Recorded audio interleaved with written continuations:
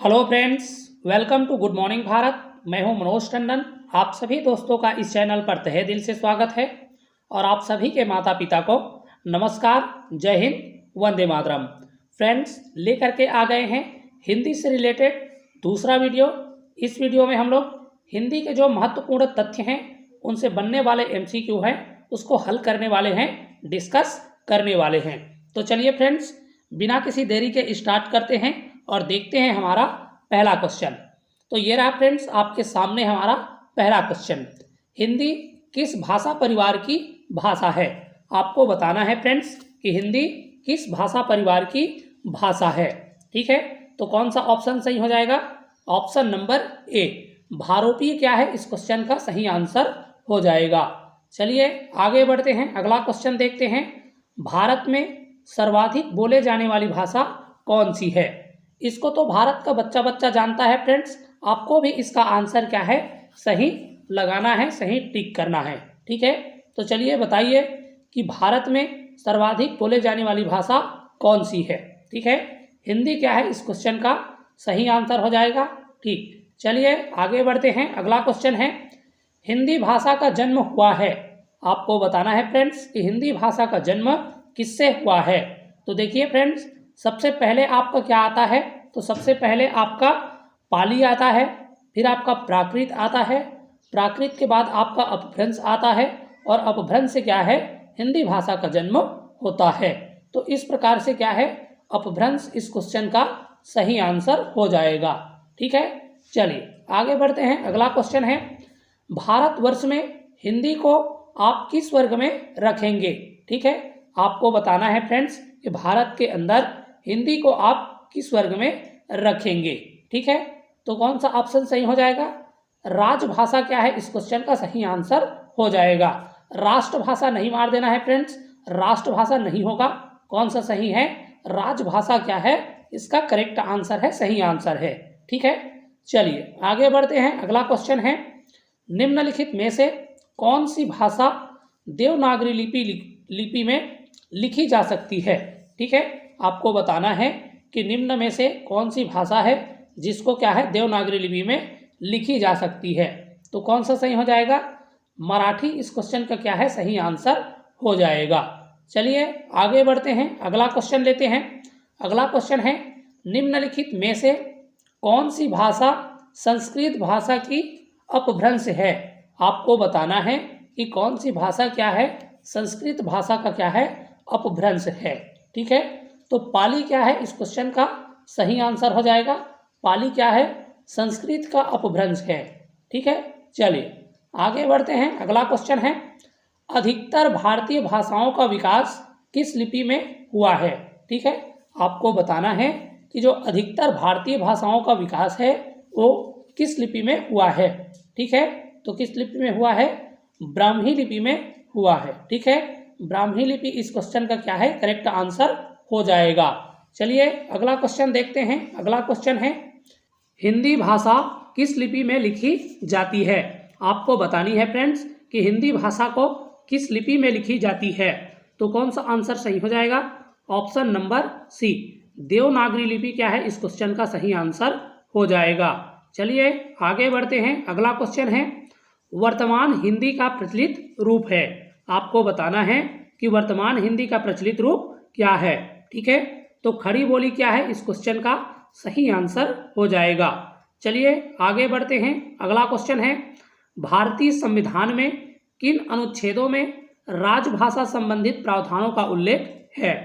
भारतीय संविधान के किन अनुच्छेदों में क्या है, राजभाषा संबंधित प्रावधानों का उल्लेख है, आपको बताना है। तो किसमें है? 343 से लेकर के 351 में है। ठीक है, अनुच्छेद 343 से लेकर के अनुच्छेद 51 में क्या है, राजभाषा से संबंधित प्रावधान है।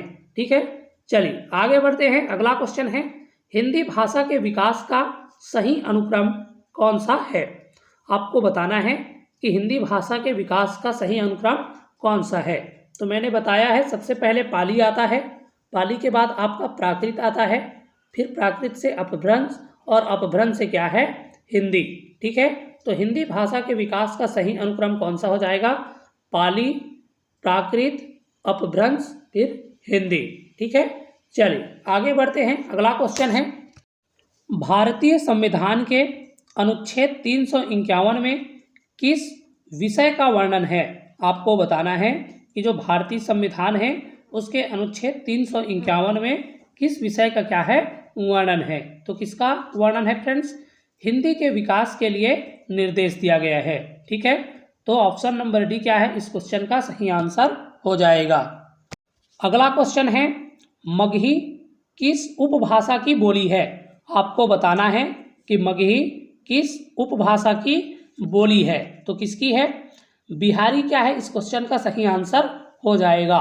ठीक है, अगला क्वेश्चन लेते हैं। अगला क्वेश्चन है, भाषा के आधार पर भारतीय राज्यों की पुनः संरचना की गई थी। ठीक है, भाषा के आधार पर भारतीय राज्यों की पुनः संरचना की गई थी। कब की गई थी आपको बताना है। तो कब की गई थी?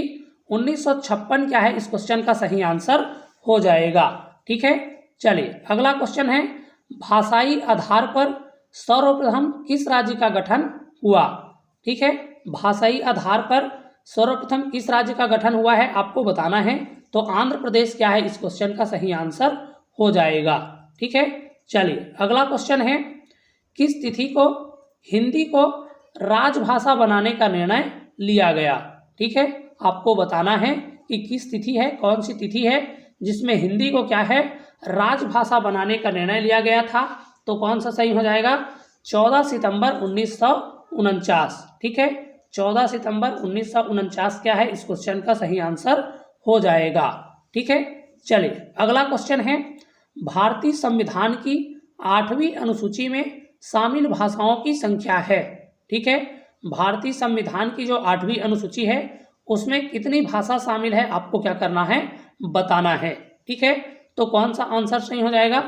22 क्या है, इस क्वेश्चन का सही आंसर हो जाएगा। ठीक है, भारतीय संविधान की 8वीं अनुसूची में 22 भाषाओं के बारे में क्या है, बात की गई है।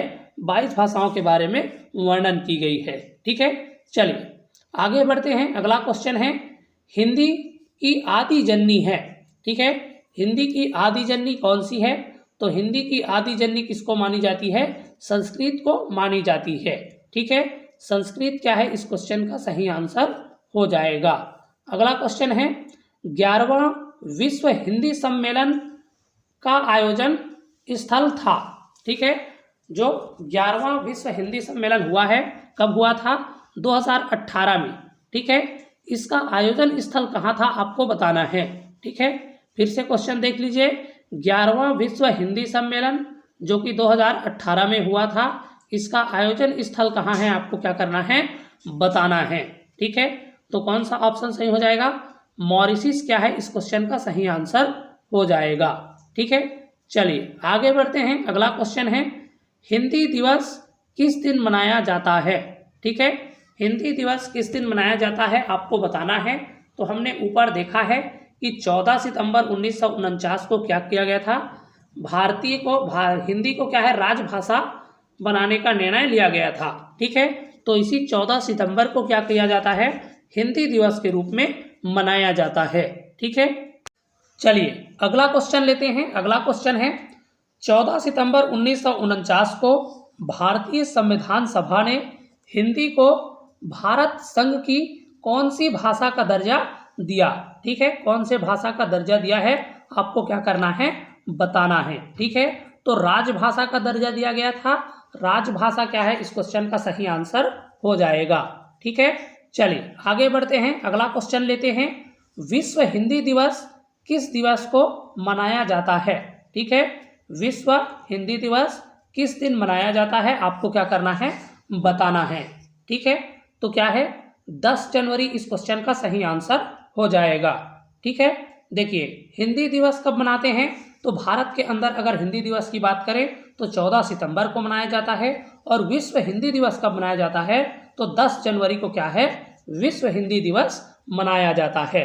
ठीक है, चलिए आगे बढ़ते हैं। अगला क्वेश्चन देखते हैं, 1950 ईस्वी में संविधान लागू होने के समय देश की संवैधानिक भाषाओं की संख्या कितनी थी?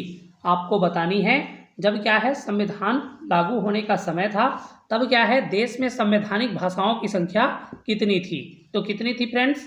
14 क्या है इस क्वेश्चन का सही आंसर हो जाएगा।